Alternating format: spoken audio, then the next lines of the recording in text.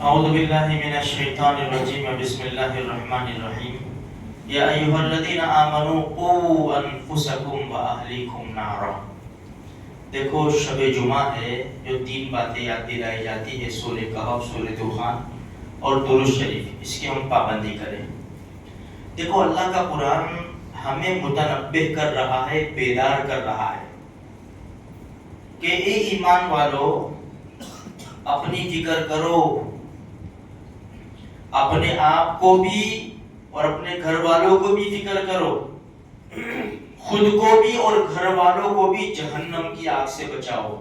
یہ اللہ کا قرآن ہمیں متنبہ کر رہا ہے، اس لیے کہ ہم لوگ جو ہے نا اپنوں سے زیادہ دوسروں کی فکر رکھتے ہیں، خود کے تذکرے سے زیادہ دوسروں کے تذکرے ہماری زبان کے اوپر ہے۔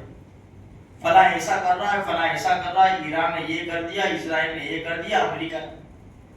ٹھیک ہے، کچھ تھوڑا بہت دنیا میں جی رہے ہیں تو فلسطین کے لیے دعا ہو جائے۔ عام طور پر ہمارے تذکرے جو ہے نا وہ دوسروں کے ہیں۔ ہمارے یہاں یہ ماحول نہیں ہے کہ 2 دوست آپس میں ملے، 2 بھائی ملے، رشتہ دار ملے، کیا میرے تو 5 ٹائم کی الحمدللہ نماز ہوتی ہے، تیری ہوتی ہے نماز؟ الحمدللہ روزانہ ایک پارٹ اپنا ہو ہی جاتا ہے، تیرا ہوتا ہے؟ نہیں ہوتا تو فکر کر تو۔ یہ تو ہمارے گمان میں بھی نہیں آتا۔ کون سا فون واپرتے بتائیں؟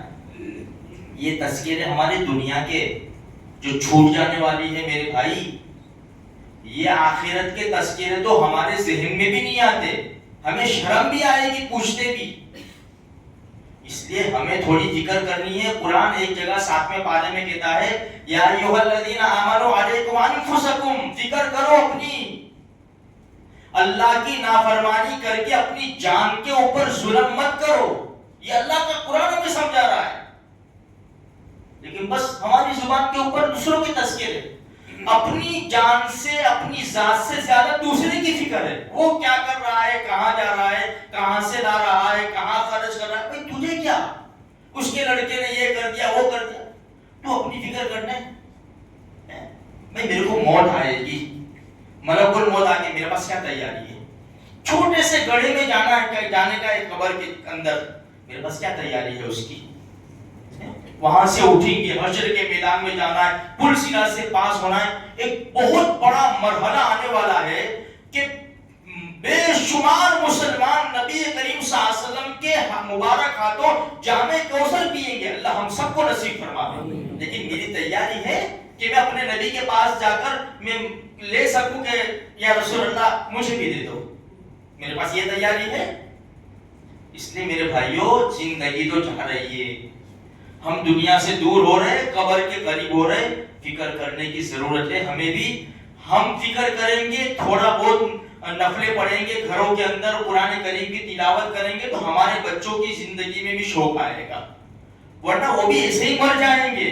معاف کرنا، اس سے پہلے بھی میں نے کہا تھا، آج جنازوں کے اوپر نظر، ہدایت دینا، معاف کرنا یہ اللہ کا کام ہے، یہ ہمارا کام نہیں ہے، لیکن اٹھتے جنازوں کے اوپر نظر ڈالو، ہر جنازے کے اوپر نظر ڈالو، کون سا جنازے میں سونے والا 5 وقت کا نمازی ہے؟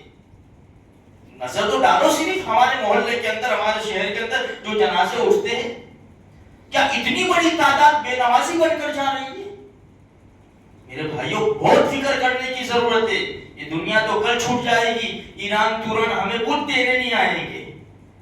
اپنی فکر کرو اور روز 5 وقت کی نماز کی پوری کوشش کرو۔ جو نمازیں قضا ہو گئی روزانہ ادا کرنے کی فکر کرو اس کو۔ ہمارے اوپر بہت بڑا قرضہ ہے اللہ کا، 5000 کسی کا قرض ہوتا ہے نا، اور دینے کی انسان کو سچی نیت ہوتی ہے نا، اس کو رات کو نیند نہیں آتی۔ نہیں دینے کا وہ تو مسئلہ ہے نہیں دینے والوں کا، لیکن جس کو دینے کی فکر ہے، ہمارے اوپر نمازوں کا کتنا بڑا قرضہ ہے ہمیں بھی نہیں معلوم کہ میری زندگی کی نمازیں کتنی چلی گئی، کتنے قرضے میں ڈوبا ہوا ہوں، مجھے نہیں معلوم۔